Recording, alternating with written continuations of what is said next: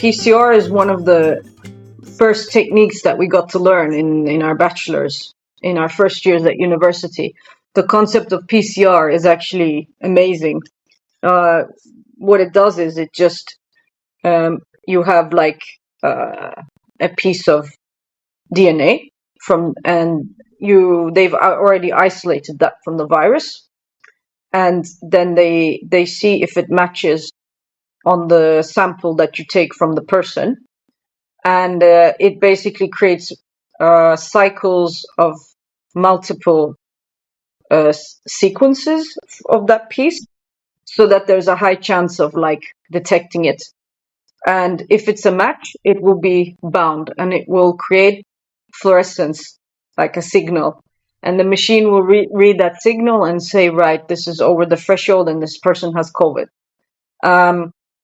So it's a very, very advanced technique. It uses your genetics basically to see if the virus has entered your cells or not. All right, so good evening again from Cambodia. It's around 9:30. I think in Sweden it's still in the afternoon, right?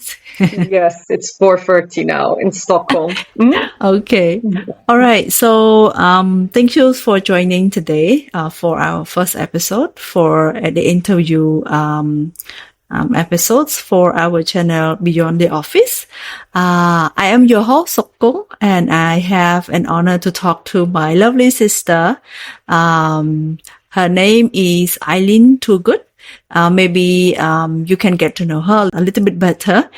So sis, maybe you can introduce yourself, you name your positions and maybe field of study. Sure.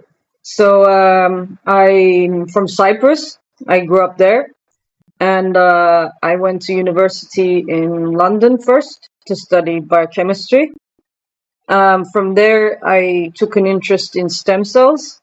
And I really wanted to experience life in the US, so I applied for scholarship there, and got the Fulbright scholarship and went to study stem cells in Minnesota, U of M. And that's where I actually met my sister, Sokol. Yes. So I was there for 2 years, and then I went back to England and did my PhD again in a stem cell project. And then I went to Brussels to work for a little bit, for a short position there, to do some more research. And now I'm in Stockholm. And here I switched to industry. I worked in a company for a couple of years.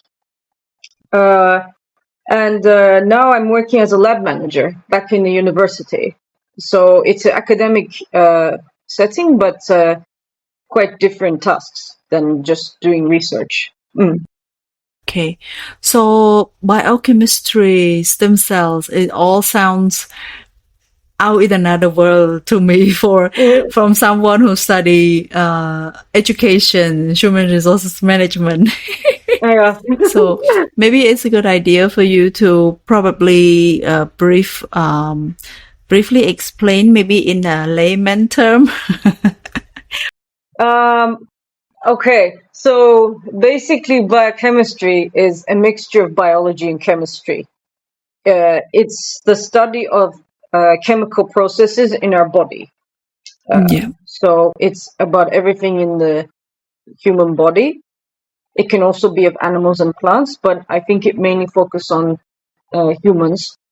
And it's just basically looking at all the different molecules in our body and how they have reactions, and how it's a very big field. It's from like how we digest food to how we process how our genes make up our body. It's basically like the study of all the tiny things in our body, and how they go on to form our cells, our tissues, organs. Yeah, it's pretty I don't big, know right? How else to explain this? No, you're doing it. You're doing it well. It's pretty big in terms of scope and potential of focus. Like how can we focus on one particular area? Do they grow into like, okay, I just focus on this organ? in the human, and then they build up their expertise up to that level, or like they have to study all the basic first. You mean someone who like Who, gets yeah, more who want to, experience? yeah, who want to study the biochemistry, let's say. But In yeah, Yeah, because like in what we call as a doctor, you can choose specialization yeah. when you study up, like, Hmm. yeah, into third, fourth year. I'm not quite sure, but yeah, as a biochemist, is it the same way of doing this? Choosing specializations as you go when you study? Uh, yes and no. So like, yeah, biochemistry itself is more like it's a very basic, it's a foundation for future research that you might want to do in the future. So I remember studying like cells, and then we had another course in genetics, and then we had a different course in protein engineering, like all kinds of different things. And then in the final year, I think you get to choose Mm, different modules that you're interested in the most, and you study them a bit more.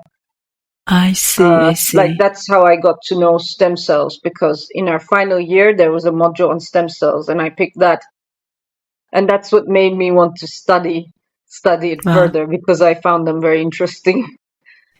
Even I'm not from a science background, I still feel like the urge, the curiosity to study more. What do you recall your significant indicator or an aha moment for you to choose this field of study when you were younger? That's a good question. When I was really young, I actually wanted to become a pilot when I was a kid.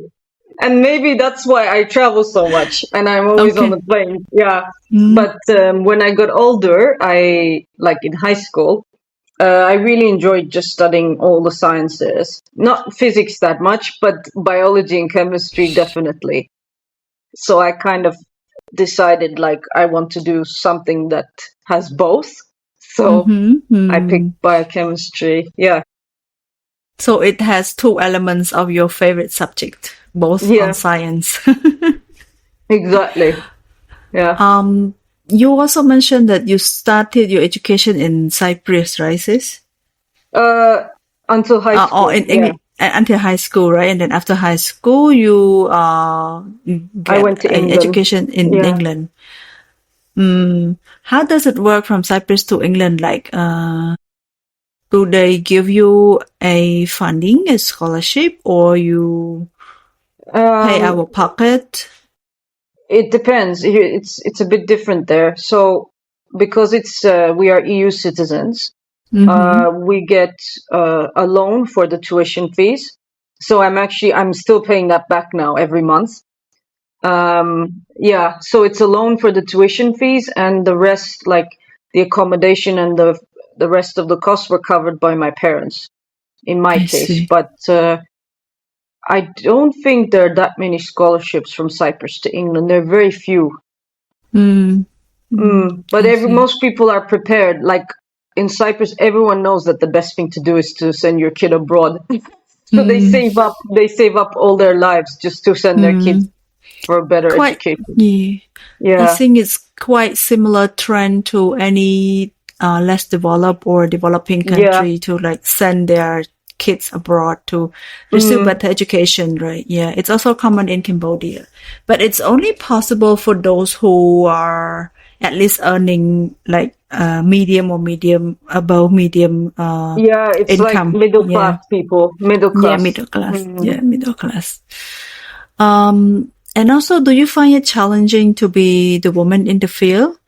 I mean, first it's the study. How would you feel? Like, do you see a lot of women, a lot of girls in this field of study when you were doing Actually, your college? yeah, in the case of biochemistry, we were 50-50 roughly. It Mm, was very balanced when I went to England. nice. But I Mm, noticed that it was very unequal in other fields like electrical engineering. There was like maybe two or three girls out of 40 people. Yeah. So these yeah, I kind of fields, see. I think it's not just about the girls not having opportunities. I think they're also not interested as well. It's a natural thing. I see. Do you find pure girls in the field, or it's still 50-50 from from high school to college to undergrad to master degree? That's a tough question. I have to think now. maybe just you notice, like, do you have a lot of female friends who study together in the same field, or mostly you just end up with a lot of male friends? Yeah, when I went to America, it was the same. Like, we were very small groups, so I don't think it's representative. The stem cell program was so small. I think we were only 10 people, so I don't think it's representative. And then when I went to do my PhD, it's hard to say, really. I think it was still pretty equal. I think in Europe, you see the difference between male and female when you go to the professor level. Like, when you go up to the professor level, it's a lot more males. So I think the divergence occurs after the PhD. After the PhD, I see, Yeah. I see. Yeah. So pretty much relatively they're about equal or balance in, you know, undergrad and master degree, but up to PhD and post PhD, there is a big difference. In terms in PhD, of the, it's still equal. During the PhD, it's equal. Yeah. In PhD, there are many women studying, because now, since I'm a lab manager, I'm looking after all the students in my group, and there are so many girls doing PhDs. But after the PhD, like, it starts to decrease, and professor level, like supervisors, PIs, is more males in every field. Do you find it challenging to be women in science, specifically in biochemistry? No, because I'm very lucky to be in Sweden. I think it's related to be it also matters which country you're living in and working in. Because in Sweden it's it's a very equal society. Yeah. I see. That's good. Let me reframe the question. What might be the potential challenges for women in science, or women in biochemistry? To you, what do you think? I think the challenge comes when you finish the PhD, because for me, it had nothing to do with I just didn't want to be in research anymore. But I found that I see that a lot of women, they leave research because the job isn't secure enough. There are no permanent positions, and they don't want to be under that stress of applying for grants and research funding, especially if they have a family. It's just too much stress. So they would prefer to be in a job that's more stable. And even if it is maybe boring, they don't care, because they have to look after their kids. Yeah. I see. Yeah. But it's still related to biochemistry, right? It's just not specifically. Not specifically. I think it's just academia in general. That's why more women leave academia than men. Then it leads to another question of employability of people who study biochemistry. Maybe a little bit in Europe, maybe also if you have known someone from Southeast Asia or Asia's in general. What is your view on the employability about this field of study? I mean, I have an example of someone from Asia, our friend Amy. Okay. But her field isn't biochemistry, but it's she studies statistics, which is also mathematics, and I would imagine it's a more male-dominated career. And for her, she did mention that, in Korea, for example, a woman getting pregnant, having children, starting a family, it can be a hindrance to her employability. They can actually fire her because of that. So for this reason, a lot of women who are very passionate about their careers will actually not have children, which I think is so sad. Yeah, definitely. It leads to another problem for the societies and some of repopulations. And I think that's why they have such a low birth rate in Korea. I Yeah, see. I that's a see. factor. Mm. Whereas here in Sweden, the nice thing is they have very good conditions. If you want to have a family, you'll get paid maternal leave. You'll get full salary for a whole year, and you get a whole year off Wonderful. work, and then you just go back to work. I think typically for Cambodia, I think about 3 months. Oh, that's so short. Yeah, the poor little three baby is so months. small. Yeah. Yeah. Yeah, that's so short. Being a mom myself, I understand how ridiculously short it is. Hmm. But as a former HR, I also see how the policy is formed. Yeah. Ah, okay, I see. Yeah. It's about compensations and productivity of the company and how they want people to return back to work, but it's insane. That's why the higher income, the country, the higher the GDP the country has, the Hmm. more, favorable plan they have for, mother who just delivered a baby. Yeah. Yeah, some of them. Yeah. But for example, Korea is a very rich country, but they still haven't completed this side of. Yeah. Mm, Maybe we can explore that yeah, that side later on about employability and how women were treated, after being a mom. yeah, That's another interesting topic and angle. mm, But yeah. coming back to biochemistry,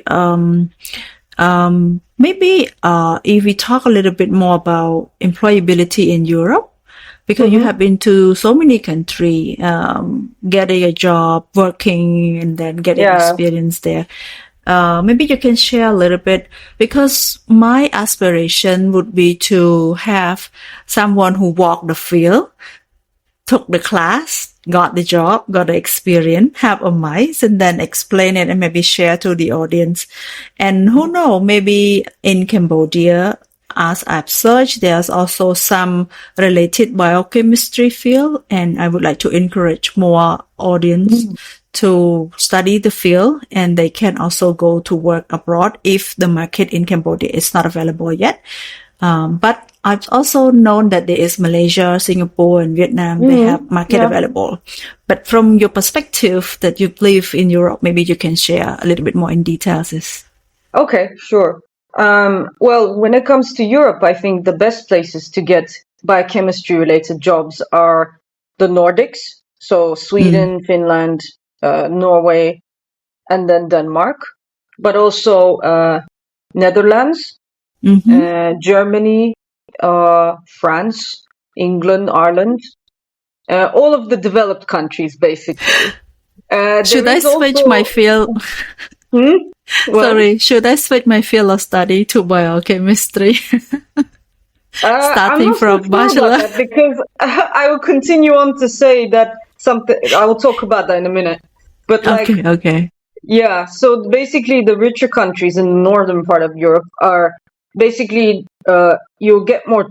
You'll have a higher chance of getting a job, but you will also, if you do get a job, you will have better working conditions in those countries. Yeah, especially in Scandinavia when it comes to sick leave, holidays, all these things. They are really good conditions. But it's also In the highly competitive. Mediterranean, highly competitive, Sorry. but I think there are more jobs as well. Like Okay. it balances out. Okay, okay. Um, and in the south, like in the Mediterranean countries, there is research as well, like in Spain and Italy. But the Mm-hmm. problem with those countries is they don't have such a high GDP and they don't invest so much in research. I And they see. don't have like the highest ranking unis in the world. They're not famous for it. So, I mean, it's of course like it would be okay, but now I'll go on to say about like the global economy now is not good anywhere. Yeah, Yeah. definitely. Yeah. So even finding a job in Sweden is becoming very difficult now. I have a couple of friends who are unemployed for more than 6 months. Wow. Yeah. That's a So pretty long time. I think it's Yeah. not biochemistry related, but it's just generally like unemployment is high now, even in Yeah. Europe. Economic Uh, crisis, especially after the COVID yeah, and COVID and all the yeah. wars. Yeah, Yeah, political unrest, the wars a lot of everywhere. things. Yeah. I think that's all I could say. Mm-hmm. Mm-hmm. Yeah. We have been roommates, and I've seen you work hard and you write down your note on notebook when you study. Maybe I you think you can share a studied little. more than I did. I remember that. It's a different style, but maybe you can reflect a little bit of what is the habit of success.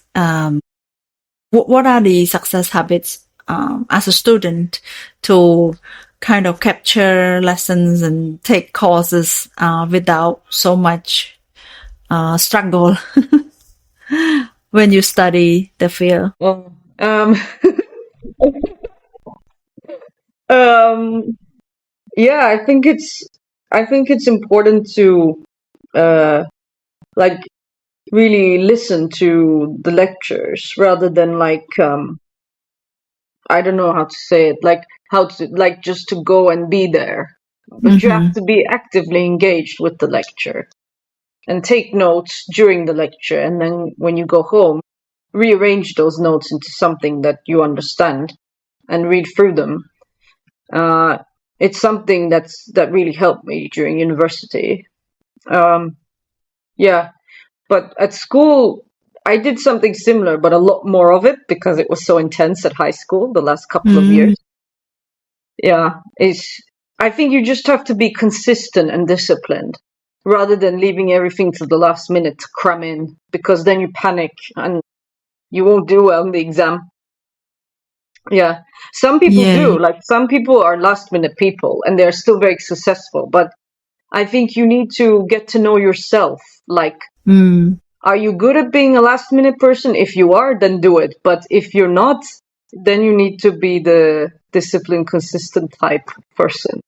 Yeah, I think you hit the point. Some people prefer pressure and stress Yeah. because when those due date or deadline come close, they become super active, super like they put their gear on and just like Yeah. start doing things, and then they can like get away with it. Yeah. Yeah. That's good. Knowing our learning style. So even in science, even in Mhm. education field, the learning tick is quite similar. If we talk to our audience who are deciding to choose any field in science, it's still about knowing your learning style, whether you are disciplined or you are last minute. Mhm. Yeah. I You're think it's millennial important to know friendly. yourself, basically, Mm-hmm. how you Mm-hmm. think and Yeah. how you learn and how you memorize things. Hmm. Do you have any, or maybe when you study, have you heard any myth or rumor about biochemistry? Let's say it's only all boys field of study. Just an example, but do you have any myths that you want to share? Not from present times, but Mm. I remember talking about it with my classmates, like that even maybe less than 20, 30 years ago, these fields were very male dominated. Like in England, even like in the 70s and 80s, women weren't even going to university. Like it wasn't really a Yeah, thing. Yeah. yeah, Yeah, so my mother and her friends, like that generation from the 70s, didn't go to uni. It just wasn't done. Like I think it's because yeah. no one else did it. No one thought about it. It was like they were brought up to like just finish school, get a job like as a secretary maybe, or work in a bank and then get married. That was it. That was. Yeah. Yeah. I see. I see. Mm. But then, what was your response? What was your response? You see that people don't really care much about the science part of the study. Like, no, Like I need to do the opposite. I need to take this class. uh no, not really. It was more about just because I enjoyed the subject. It wasn't because Mm, like I was a woman and I wanted to change the statistics of the number of women studying biochemistry. Actually, that never entered my head. I just enjoyed the topic. That's why. Yeah. That's why it's what's that? It's a motivation. It's a personal interest. It's kind of a passion. It's your purpose. That's why you can continue since at high school, undergrad Yeah. until post Postdoc. PhD, right? Yeah. Postdoctoral. Yeah, I think for me, like if I could say, like the feminist side of things was more about just getting to stand on my own 2 feet and be financially independent. That was Mm-hmm. the part that I was determined to do, not about the subject I studied. Yeah. Is it hard to find? Is it a myth that biochemistry is hard to find a job? We touched base on this a little bit in previous questions. From your Mm, point of view, let's say from Cyprus, because we know that less developed country, this kind of market might be a little bit limited. it's very limited in Cyprus, firstly because it's a very small island. There aren't many Mm-hmm. jobs anyway, but especially in biochemistry, like if I had to go back there and try and find a job, I think anything related to biochemistry would be to work in a hospital lab, like taking blood samples and doing just generic blood tests on people. Or I could be a lecturer in the university.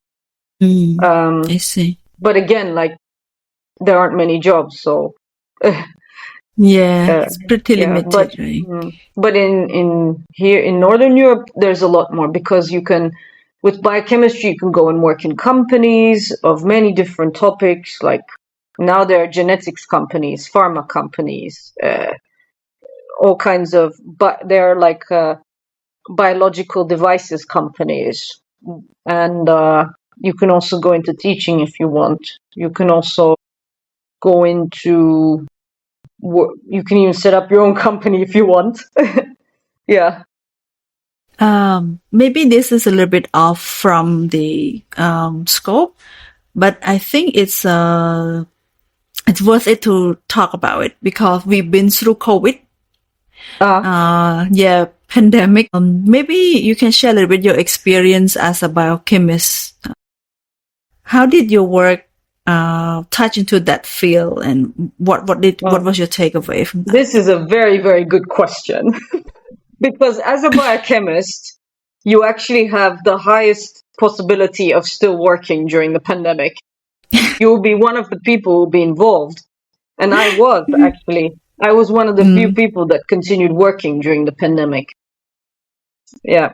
So I was working in the COVID lab doing the PCR tests on hundreds of thousands of samples. Yeah. It wasn't I easy work, but understand the stress. Yeah. I had the job and it was better for me because I didn't suffer the same isolation that other people did. There were so many young people in Europe, especially in Sweden, and people who were like not near their families, who had to be home all on their own, and they were really depressed because their families are in other countries, and yeah, so it was hard for them. But I was one of the luckier people who actually got to go out and go to work and talk to people, so it was much, much better. Yeah. So So I think, yeah. that's a really positive way of looking at it because immediately when I hear that people have to work, especially confronting and facing with all of these possibility of getting infected, it's like a downside of the field itself. But from your perspective, it's a positive side because then you don't have to like be restrained to one location. You can still work, communicate, and move around freely. Yeah, yeah, and Yeah. in the one side it was like you feel good because you feel like you're contributing to society, you're helping people identify if they have the disease or not. And also like I think when you're in science and you think a bit differently about pandemics, you're like, well, it's gonna hit us all at one point. There's no escape because if you think of the virus, it's everywhere. I mean, even I if you see. take all the precautions, you can still get it. So that's the attitude. It's like just continue. Yeah. Why not go out and make a difference? You're still gonna has a possibility of get infected In the anyway. end, I got it as well, but I got it much later in 2022. It was so Yeah, weird. Yeah. when some, I think by then people becoming more immune to the virus. Yeah. Maybe a little bit of can be technical, but perhaps you can explain in a simple terms of how biochemistry have, like, describe your work a little bit. When you said you work with the sample of the PCR test. Mhm. Yeah. Maybe explain briefly how the knowledge of the biochemists work on that. So yeah, actually, PCR is one of the first techniques that we got to learn in our bachelor's, in our first years at university. The concept of PCR is actually amazing. What it does is it just you have like a piece of DNA from, and they've already isolated that from the virus, and then they see if it matches on the sample that you take from the person, and it basically creates cycles of multiple sequences of that piece, so that there's a high chance of like detecting it. And if it's a match, it will be bound and it will create fluorescence, like a signal. And the machine will read that signal and say, right, this is over the threshold and this person has COVID. So it's a very, very advanced technique. It uses your genetics basically to see if the virus has entered your cells or not. And the purpose of working on this is to, back then you mentioned about producing a vaccination, was it? No, I wasn't involved in that. No. Okay. But there were a lot of companies doing that, of Okay. course. Yeah. But that was just to understand how to detect the virus as accurately as possible, right? Yeah, it's just a way of testing to see if someone's infected or not. I see. And then later on, we went to do other tests that could see if a person who has already recovered actually had the virus before. So you can see that in someone as well, if they've already had the virus in their body, even like many months before, you can still see it. That's pretty cool. That is a different technique, but that's with proteins, but that's also a very advanced technique, and it's all basic biochemical techniques. Yeah. That means biochemical save life. During pandemic. It is. It's life science. Yeah, life science. In the lab, not like with the doctor per se, but still saving life in the lab, trying to research and find out. Yeah, definitely. So we touch base on employability, a little bit of technicality about biochemistry. Maybe we come to one final questions about your message to anyone who would like to pursue a degree in biochemistry, but then they find it limited in terms of their job market in their area, or because they feel like they are girl or women, probably not as accepted as male in the profession. My word to these women is that to say go away everybody, I'm still gonna study this field. I'm not listening to any of you. They should just go for it. If they have the opportunity and they can secure the finances, they should just do it. Do their best to do the field that they want to, that they enjoy. And also biochemistry is still a subject that brings many prospects. Still, even if unemployment is high in the world, I think it's still a field that's going to be very advanced. And I have one piece of suggestion, especially now with AI. AI and science are converging now so they're using AI in a lot of life science techniques. So I would suggest to young people now to maybe do a degree that combines IT, AI things with the science, because I just think that it's going to be a part of life science now. And it already Okay. is. There has been a program released called AlphaFold, and this basically is an AI program that can create random proteins for Oh, scientists. If they're looking for something, it just goes through all the proteins in existence and wow. creates different combinations. So that's just one example. I think there'll be many more. Then maybe that was not the last question. Maybe they have a follow-up question. Yeah. Uh, if we want to perhaps influence girls or women interest in biochemistry, maybe as early as their high school, what might be the subject that they should be taking or learning? Let's say they can learn it informally on YouTube or on LinkedIn, on Coursera. Maybe you don't have those check, but what is your perspective on that? You mean for people to take at school before they go to uni, or? Yeah, like before they make a concrete decision, or like as a parent, let's say as a parent, we want to kind of nudge our children's attention to this field of study, biochemistry. What might be the cause that trigger their interest into this? Well, maybe as a parent, to introduce them to these subjects when they're young, like Mm-hmm. maybe some TV programs that are related to science, Mm-hmm. perhaps, or maybe some activities going on in the place they live, like in the cities that include science, maybe, and more about like how girls can be involved in science. But I mean, those things depend on the country you're living in, of course. Mm-hmm. It's a big Definitely, definitely. factor. Yeah.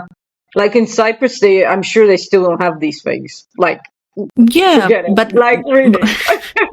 but you You have have to do everything at home. If you have a daughter in Cyprus, you have to teach her yourself. Like, it's always a fight. Yeah. but Yeah. you have interest in biochemistry even if you were in Cyprus. Did you like because you were interested in biology and then in Yeah. chemistry and then you find the course that combined the two, right? Hmm. So Yeah. maybe what our audience as parent can do would be to kind of nudge them into involve early in biology and chemistry.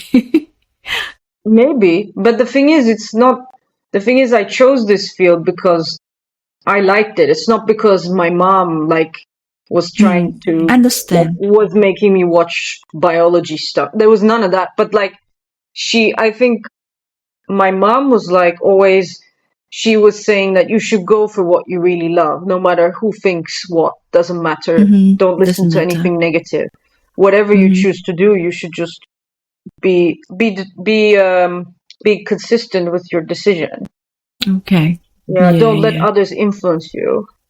And Yeah. then many years later, you got a postdoctoral. Yeah. Yeah. And I still feel like I should still say congratulations to you, earning a doctoral, like being called a doctor. I say it's really Thank high honors. you. Yeah, it's really high Yeah, honors. PhD is, I mean, if I can give advice about a PhD, I would say like it's a long journey, but it's very much worth it when you Mm-hmm. complete it. Like, because it's not just about the knowledge, the Mm-hmm. research knowledge you get about your field and stuff. It's a life experience that, like, Mm-hmm. it's also a personal and emotional experience. It's not just about the knowledge. It's more of a Mm-hmm. life lesson because you learn how to deal with mad professors and horrible colleagues and all kinds of things. Yeah, it's and you're stuck there, and basically a lot of the time you cannot change it. So it's up to you if you want to pursue and finish. And some people don't. They just, yeah, a lot of PhD students don't complete either because of the bad toxic environment they're studying in and they cannot change it, or they give up because they they just it's just such a different mindset you need to have. You need to have so much patience, because you do, for example, you'll do an experiment for weeks that lasts many weeks and it doesn't work. And maybe you have to do that 10 times and it still doesn't work.